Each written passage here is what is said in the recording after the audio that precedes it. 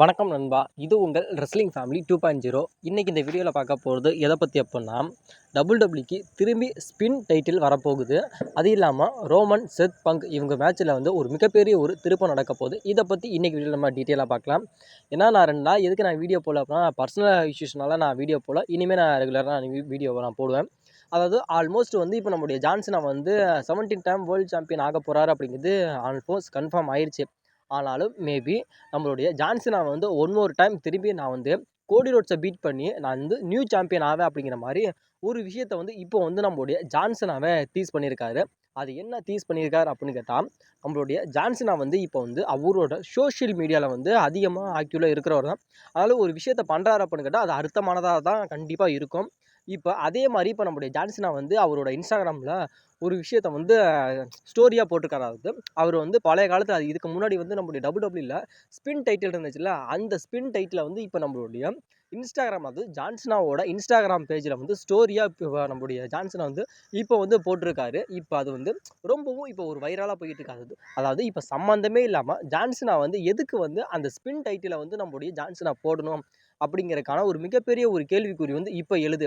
அதனால் இப்போ சொல்லப்படுற ஒரு விஷயம் என்ன அப்படின்னு கேட்டால், நம்மளுடைய ஜான்சனா வந்து 17 டைம் வேர்ல்டு சாம்பியன் ஆகிறது அப்படிங்கிறது ஆல்மோஸ்ட் கன்ஃபார்ம். அதாவது கோடி ரோட்ஸை பீட் பண்ணி ஜான்சனா வந்து 17 டைம் வேர்ல்டு சாம்பியன் ஆகிறது அப்படிங்கிறது ஆல்மோஸ்ட் கன்ஃபார்ம் ஆயிடுச்சு. அதே மாதிரி ரிக் ஃப்ளேரோட அந்த ஒரு ரெக்கார்டை வந்து முறியடிக்க போகிறாரு அப்படிங்கிறதும் கன்ஃபார்ம் ஆயிடுச்சு. அது இல்லாமல் நம்மளுடைய ஜான்சனா வந்து அந்த 16 டைம் வேர்ல்டு சாம்பியன் ஆனார்ல, அப்போ வந்து இப்போ வச்சிருந்தா அந்த ஸ்பின் அந்த ஒரு டைட்டிலை தான் நம்மளுடைய ஜான்சனா வந்து அதிகமாக வந்து நம்மளுடைய ஜான்சனா வந்து வின் பண்ணியிருப்பார்.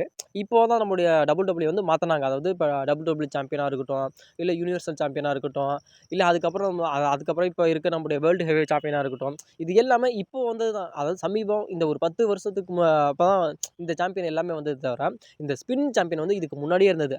அதனால் நம்முடைய ஜான்சனா வந்து அந்த ஸ்பின் சாம்பியனை வந்து கொண்டுட்டு வராரு அப்படின்னு கேட்டால், அதாவது 16 டைம் வேர்ல்டு சாம்பியன் ஆனால் அதே ஸ்பின் சாம்பியன் தான். இப்போ கடைசியாக நம்மளுடைய ஜான்சன் வந்து சாம்பியன் ஆக போகிறார்ல, அந்த சாம்பியன் அது எல்லாமே சேர்த்து இப்போ இருக்க நம்மளோட கோடி ரோட்ஸ் வச்சிருக்க அந்த அன்டிஸ்பியூட்டட் டபிள்யூடபிள்யூ சாம்பியனை வந்து விட்டுட்டு, அதாவது அதே மாதிரி அதே ஒரே ஆர்டர் வைஸாக, அதாவது ஸ்பின் சாம்பியன் அப்படின்னாவே ஒரே ஆர்டர் வைஸாக வின் பண்ணார் அப்படிங்கிற மாதிரி அந்த ஒரு நேம் வரணும் அப்படிங்கிறதுக்காக நம்மளுடைய ஜான்சனா வந்து ஸ்பின் டைட்டிலை வந்து திரும்பி நம்மளுடைய ஜான்சனா வந்து கொண்டுட்டு வர போகிறாரு அப்படிங்கிற மாதிரி இப்போ ஒரு மிகப்பெரிய ஒரு அப்டேட் இன்டர்நெட்டில் போய்கிட்டு இருக்கு. இது எந்த அளவுக்கு சாத்தியம் அப்படின்னு கேட்டால் என்னால் சொல்ல முடியல. என்னை பொறுத்தவரைக்கும் மேபி நம்மளுடைய ஜான்சனா வந்து சொல்லியிருக்காரு. ஆனால் இந்த ஒரு டைட்டிலை வந்து ஸ்பின் டைட்டில் வந்து நம்மளுடைய ஜான்சனை வந்து கொண்டுட்டு வருவாரா அப்படின்னு கேட்டால் அது வந்து கொஞ்சம் கஷ்டம் தான். ஏன்னா இப்போ இருக்க ஜென்ரேஷனில் வந்து நம்மளுடைய அந்த ஸ்பின் டைட்டிலுக்கு வந்து அவ்வளோ ஒரு மகிமை கிடையாது. ஏன்னா அப்போ இருந்துச்சு அப்படின்னா அது வந்து அந்த காலகட்டத்தில் வந்து அந்த ஸ்பின் டைட்டில் தான் ரொம்ப ஒரு டாப்பில் இருந்துச்சு. இப்போ வந்து டோட்டலாக சேஞ்ச் ஆயிடுச்சு. அதனால் இப்போ மேபி அதை ஃபேன்ஸ் ஏற்றுக்க மாட்டாங்க. அதனால் டபிள்யூடபிள்யூ பண்ணுறாங்களா அப்படிங்கிறத நம்ம வெயிட் பண்ணி வேணால் பார்க்கலாம். அதுவும் இல்லாமல் இந்த ஸ்பின் டைட்டிலை வந்து நம்மளுடைய ஜான்சனை வந்து கொண்டுட்டு வந்தால் உங்களோட ரியாக்ஷன் எப்படி இருக்கும் அப்படிங்கிறத மறக்காமல் கமெண்ட் பண்ணுங்க நண்பா. ரே ஃபினிக்ஸ் வந்து டபிள்யூடபிள்யூக்கு ரிட்டன் வரப்போகிறாரு அப்படிங்கிறது ஆல்மோஸ்ட் கன்ஃபார்ம் ஆயிடுச்சு. அதாவது ரே ஃபினிக்ஸ் வந்து எப்போ டபிள்யூடபிள்யூக்கு ரிட்டன் வரப்போகிறாரு அப்படின்னு கேட்டால், அதாவது இந்த மந்தில் வந்து நம்முடைய ரே ஃபினிக்ஸ் வந்து டபிள்யூடபிள்யூக்கு ரிட்டன் வந்துடுவார் அப்படிங்கிற மாதிரி இப்போ ஒரு மிகப்பெரிய ஒரு அப்டேட் இன்டர்நெட்டில் போயிட்டு இருக்கு. அதாவது மார்ச் மாதத்துக்குள்ளே வந்து நம்மளுடைய ரே ஃபினிக்ஸ் வந்து டபிள்யூடபிள்யூக்கு ரிட்டன் வந்துடுவார் அப்படிங்கிற மாதிரி சொல்லப்படுது. அது இல்லாமல் நம்மளுடைய ரே ஃபினிக்ஸ் வந்து டபிள்யூடபிள்யூவில் வந்து மல்டி இயர் கான்ட்ராக்ட் வந்து சைன் பண்ணியிருக்காரு. அதாவது 5 வருஷம் டீல் வந்து நம்மளுடைய டபிள்யூடபிள்யூ வந்து நம்மளுடைய ரே ஃபெனிக்ஸ் வந்து சைனிங் பண்ணிட்டாரா. ஏன்னா இப்போ ரே ஃபெனிக்ஸ் வந்தார் அப்படின்னு கேட்டால் ரே ஃபெனிக்ஸும் பென்டாவும் ஒரு டாக் டீமாக இணைவாங்களா அப்படின்னு கேட்டால் அப்படிலாம் இணைய மாட்டாங்க. ஏன்னா இப்போ வந்து நம்மளுடைய பென்டா வந்து ஒரு சிங்கிள் புஷில் போய்கிட்டு இருக்காரு. அதனால இப்போ நம்மளுடைய பென்டாவையும் நம்மளுடைய ரே ஃபெனிக்ஸையும் ஒன்று சேர்க்குறது அப்படிங்கிறது சாத்தியமில்லாதது. நம்மளுடைய பென்டாவோட அந்த ஒரு சிங்கிள் ரன்னு வந்து முடிஞ்சதுக்கு அப்புறம் வேணால் நம்மளுடைய பென்டாவையும் நம்மளுடைய ரே ஃபெனிக்ஸையும் ஒரு டாக் டீமாக போடுறதுக்கு மேபி வாய்ப்புகள் இருக்குது. ஏன்னா இப்போ போகிற ஒரு சுச்சுவேஷனை பொறுத்த வரைக்கும் ரே ஃபெனிக்ஸும் சரி பென்டாவும் சரி ஒரு சிங்கிள் புஷில் தான் நம்மளுடைய டபிள்யூடபிள்யூவில் வர போகிறாங்க. இவங்க 2 பேருமே டாக் டீமாக இணையிறதுக்கு மேபி வாய்ப்புகள் அப்படிங்கிறது ரொம்ப ரொம்ப கம்மியாக தான் இருக்குது. டபிள்யூடபிள்யூ வந்து அவங்களோட ரா ஸ்மாக்டவுன் அதில் வந்து நம்மளுடைய ஸ்க்ரீனில் வந்து ஒரு க்ரோமோவை வந்து வெளியிடுறாங்க. அதாவது நம்பர் 4 அப்படிங்கிற மாதிரி வெளியிடுறாங்க. இந்த நம்பர் 4 வந்து யாரை குறிக்குது அப்படின்னு கேட்டால் அதை வந்து முழுக்க நம்மளோட மலிக்கா அலெக்ஸா பிளாக்கை தான் இது குறிக்குது. இப்போ வந்து நம்மளுடைய அலிஸ்டா பிளாக் வந்து டபிள்யூடபிள்யூக்கு ரிட்டன் வரப்போகிறாரு அப்படிங்கிற மாதிரி மேபி கன்ஃபார்ம் ஆயிடுச்சு. அது இல்லாமல் நம்மளுடைய அலிஸ்டா பிளாக் வந்து டபிள்யூடபிள்யூவில் அஃபிஷியல் கான்ட்ராக்ட் சைனிங் பண்ணிட்டாரு. அதாவது மல்டி இயர் வந்து கான்ட்ராக்ட் வந்து சைனிங் பண்ணியிருக்காரு அப்படிங்கிற மாதிரி சொல்லப்படுது.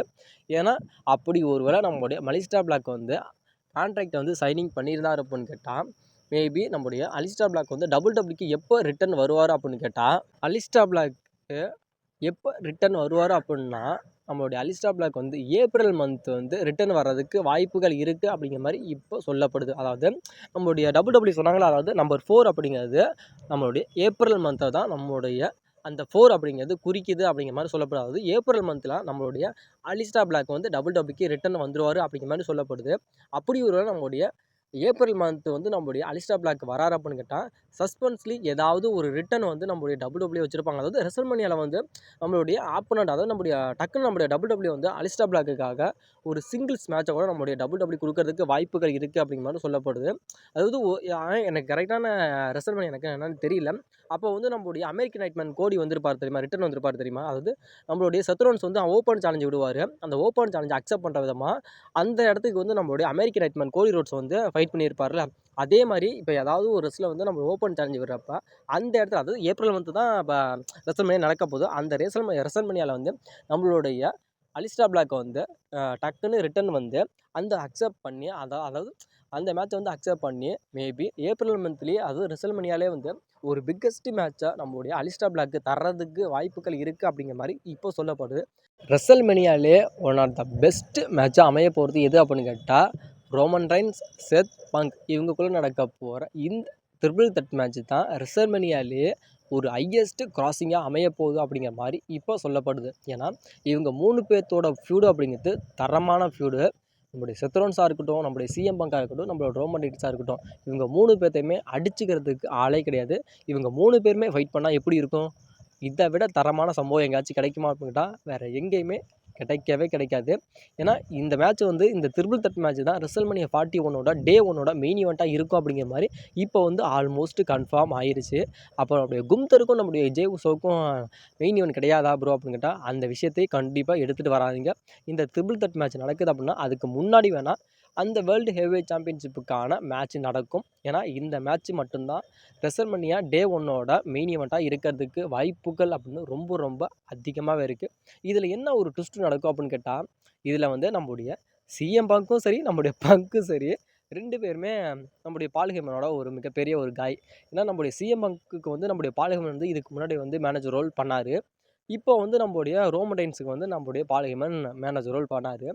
நம்மளுடைய ரோமன் ரைன்ஸோட ஒரு மிகப்பெரிய ஒரு ஃபேன் யார் அப்படின்னு கேட்டால் நம்மளுடைய பால் ஹேமன் தான். பால் ஹேமன் என்ன சொல்கிறார் அப்படின்னு கேட்டால், என்னோட மிகப்பெரிய ஒரு தலைவன்னா அது ரோமன் தான் அப்படின்னு சொல்கிறாரு.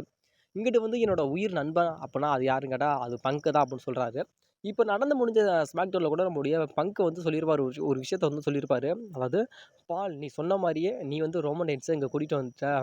அதாவது தங்க தட்டில் வச்சு என்னோட ஒரு மிகப்பெரிய ஒரு பலியாடை வந்து நீ வந்து நான் சொன்ன மாதிரியே எனக்கு கணக்கச்சிதமாக இந்த விஷயத்தை நீ பண்ணி கொடுத்துட்ட. அதாவது ரோமன் ரைன்ஸை கொண்டுட்டு வந்து இந்த ரிங்கில் நிற்காட்டி வச்சுட்ட. இதுக்கப்புறம் நான் என்ன விஷயம் நான் பார்த்துக்கிறேன் அப்படின்னு சொல்லியிருப்பார். அந்த இடத்துல நம்மளுடைய பால் ஹேமனை வந்து நம்மளுடைய ரோமன் ரைன்ஸ் வந்து இப்படி திரும்பி பார்ப்பாரு. ஆஹா, நீ நம்பிக்கை துரோகியாடா அப்படிங்கிற மாதிரி பார்த்துருப்பாரு. அது உடனே நம்மளுடைய பங்க் வந்து நம்முடைய ரோமன் ரைன்ஸ் அட்டாக் பண்ணியிருப்பார். அதுக்கப்புறம் இவங்க 3 பேத்துக்குமே ஒரு மிகப்பெரிய ஒரு ஃபைட்டிங் வந்திருக்கும். அடிச்சுக்கிட்டு கிடிச்சிக்கிட்டு என்னென்ன பண்ணணுமோ 3 பேரும் பண்ணியிருப்பாங்க. இதில் ஒரு மிகப்பெரிய ஒரு ட்விஸ்ட்டு என்ன பண்ண போகிறாங்க அப்படின்னு கேட்டால், டபிள்யூ வந்து இதில் வந்து இந்த ஒரு ட்ரிபிள் த்ரெட் மேட்ச்சில் வந்து ஒரு ட்விஸ்ட்டை வந்து கொண்டுட்டு வந்து வைக்கலாம் அப்படிங்கிற மாதிரி சொல்லப்படுது. இந்த மேட்சுக்கான இன்னொரு ஹைப்னஸை வந்து ஏற்றலாம். ஏன்னா இந்த மேட்சோட ஒரு மிகப்பெரிய ஒரு ஆணிவராக யார் இருக்கிறாங்க அப்படின்னு கேட்டால், அது முழுக்க முழுக்க நம்மளோட வாய்ஸ்மேன் பால் ஹேமன். பால் ஹேமனை வச்சு ஒரு மிகப்பெரிய ஒரு கேம் விளையாடலாமே அப்படிங்கிற மாதிரி டபிள்யூ வந்து ஒரு பிக்கெஸ்ட் ஒரு பிளானில் இருக்காங்களாம். அதாவது பால் ஹேமன் தான் இதில் வந்து ஒரு மிகப்பெரிய ஒரு ஆள். அதாவது எப்படி சொல்கிறதுனா, இப்போ ஒரு எக்ஸாம்பிள் கொஞ்சம் நினச்சி பாருங்கள். இப்போ நான் சொல்கிறத வந்து நினச்சி பாருங்கள். நம்முடைய பால் ஹேமன் இருக்கா அப்படின்னா, நம்முடைய செத்ரோன்ஸு, நம்முடைய ரோமன் ரைன்ஸு, நம்முடைய பங்க் இவங்க 3 பேர் ஃபைட் பண்ணிக்கிட்டு இருக்கப்போ, நம்முடைய பால் ஹேமனை வந்து கூண்டுக்குள்ளே கட்டி மேலே வச்சிடணும்.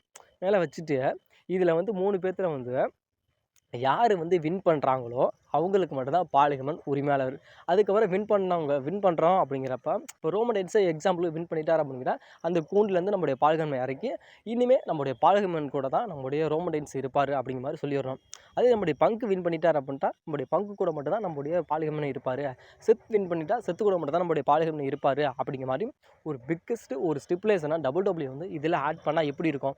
மேபி ஆட் பண்ணாங்க அப்படின்னா உண்மையிலுமே தரமாக இருக்கும். ஏன்னா நம்முடைய கூண்டுக்குள்ள வந்து நம்முடைய பால் ஹேமனை வச்சுட்டாங்க அப்படின்னு கேட்டால் ரோமன் ரெயின்ஸுக்கு ஹெல்ப் பண்ண முடியாது, செத் ரோலன்ஸுக்கு ஹெல்ப் பண்ண முடியாது, பங்குக்கு ஹெல்ப் பண்ண முடியாது. இவனுங்க 3 பேருமே தனக்குள்ளேயே அடிச்சுக்கிட்டு இப்போ எங்களுக்கு வந்து கண்டிப்பாக எனக்கு வந்து வாய்ஸ்மேன் வேணுமே அப்படிங்கிறக்காக ரோமன் ரெயின்ஸை அடிச்சுக்குவார்.